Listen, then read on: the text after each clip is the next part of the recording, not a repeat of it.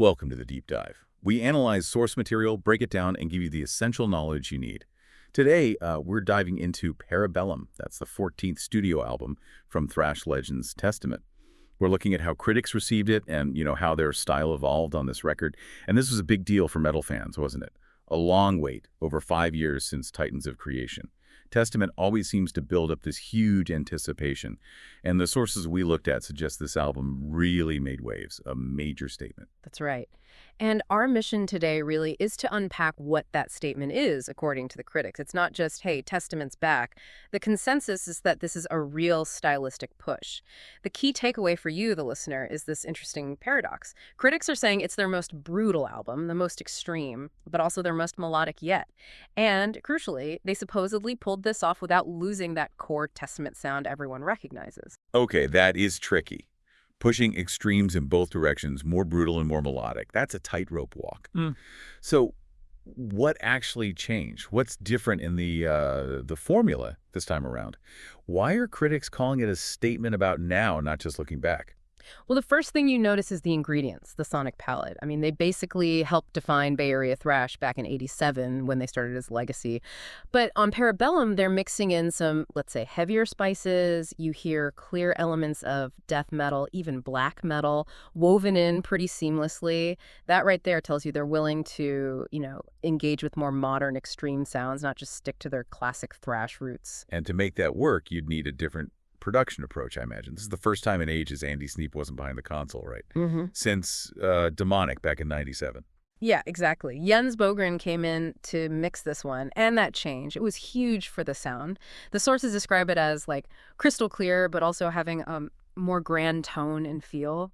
Bogren brought this amazing clarity and sonic precision. Even when things get really chaotic with blast beats and layers of guitars, it all sounds incredibly cohesive.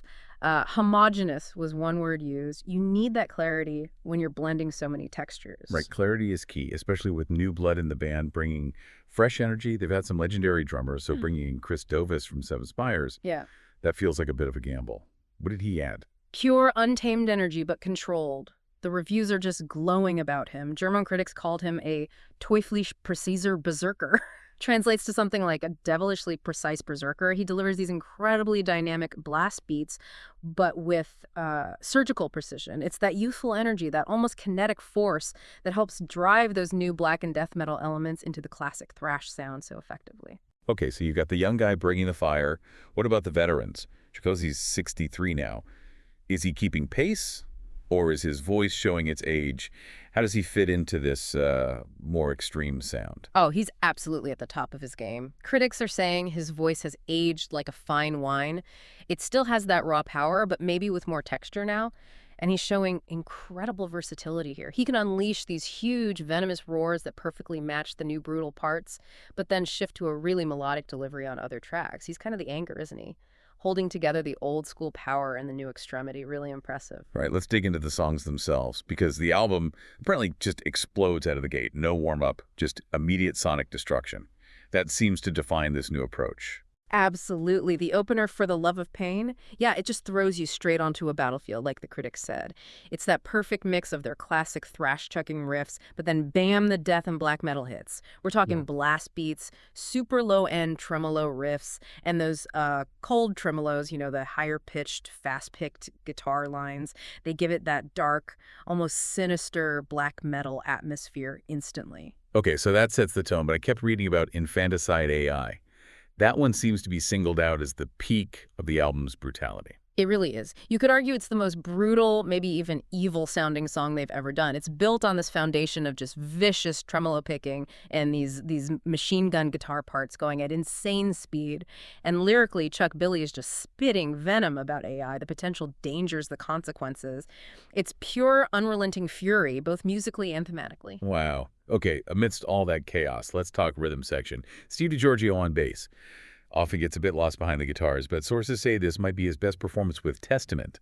Why is his playing so key here? It's about more than just holding down the low end. He's adding real complexity, these subtle melodic counterpoints. He's not just laying down a groove, though he does that incredibly well. He's actually introducing these really tasteful bass melodies, as one review put it. On a track like Nature of the Beast, you can really hear the bass stepping forward, adding these little melodic highlights. It acts as this kind of pulsating groove foundation that gives you something intricate to follow beneath all the guitar fireworks. Really holds it together. Makes sense. You can't just have an hour of nonstop blasting, right? Right. Listeners would get worn out. And the reviews do mention the album's pacing, how it's structured really well. It's dramaturgically skilled, I think was the phrase. So what was the biggest risk they took in terms of sequencing, in terms of giving the listener a breather? The biggest gamble, hands down, is putting Meant to Be where they did. It's this crucial rest stop right in the middle. Critics identify it clearly as the third part of a sort of unofficial trilogy of ballads, or maybe dirges is a better word, following older tracks like Return to Serenity and Cold Embrace.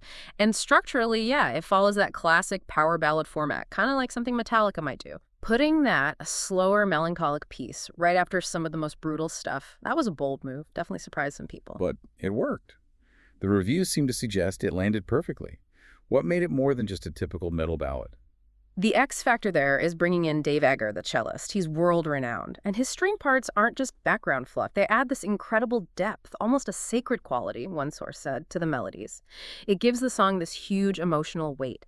After the sheer sonic assault of the first part of the album, it provides this moment of release, of catharsis, absolutely essential for the album's flow. That makes sense. Yeah. And that intelligence and pacing seems to continue later in the album, too.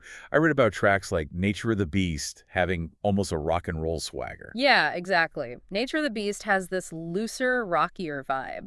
Someone described it like Testament jamming with Van Halen and Judas Priest, that kind of energy. Huh, interesting combo. Right. And then you have Shadow People, which critics loved for its complexity. It shifts gears, constantly starts thrashy, drops into these intricate, almost jazz-like grooves, throws in some unexpected oriental-sounding bits, then slimes back into thrash.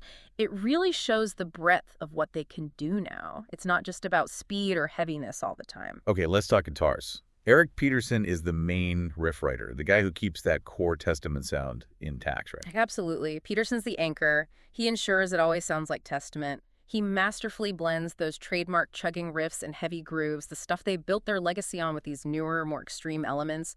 He connects the classic sound to the death and black metal influences. He's brilliant at taking the familiar and just escalating it. And then there's Alex Skolnick. His lead playing gets a lot of praise in the reviews. They're not just flashy solos, apparently. Oh, far from it. They're described as a song within the song. Incredibly melodic, yeah, but also really complex, almost narrative or epic in their structure. Take Witch Hunt, for example. One review said his solo creates this whole soundscape that oscillates between hope and despair, just in the solo. Since he rejoined the band, making the solos a central, meaningful part of the song, not just technical filler, has become a real hallmark again, and he's absolutely killing it here. Okay, so it all culminates in the final track, the title track, Parabellum. How does that song wrap things up? Does it summarize the album's journey? Perfectly. It's like a condensation act, as one source put it. It brings everything together in one track. You get the heavy Peterson chugs, the intricate DiGiorgio groove, the lightning-fast tremolo riffs, the blast beats from Dovas, and those soaring melodic harmonies. And it kicks off with this amazing solo that's both melodic and kind of threatening, like a final call to battle, which fits the title perfectly. It really summarizes all the updated sounds and trademarks they showcase across the whole album. So the verdict seems pretty clear then. What's the final takeaway from the critics about Parabellum and Testament's place in metal right now? Overwhelmingly positive. The consensus is that this album is incredibly inspired, definitely a step up from the previous couple of records, and many critics are saying it's potentially their best work since the formation of Damnation, that big 2008 comeback album. So a real return to peak form, but by changing things up. The big theme is reinvention through calculated risks. They brought in new weapons, the black metal touches, that big orchestrated ballad, and used them to sound somehow more brutal and more versatile, more focused than ever. They've basically proven they're not just a legacy act trading on past glories. They're making vital, powerful music right now. And that title, Parabellum, it comes from that old Latin saying, Civis pacem parabellum. If you want peace, prepare for war. Testament sort of prepared for a genre war by embracing these extreme elements, right, to stay powerful. So maybe the thought for you, the listener, is how can you take your own core skills, your professional thrash foundation, if you will, and add some bold, maybe even unexpected new elements? How can you expand your own toolkit to make sure your work stays relevant and impactful, just like Testament did here?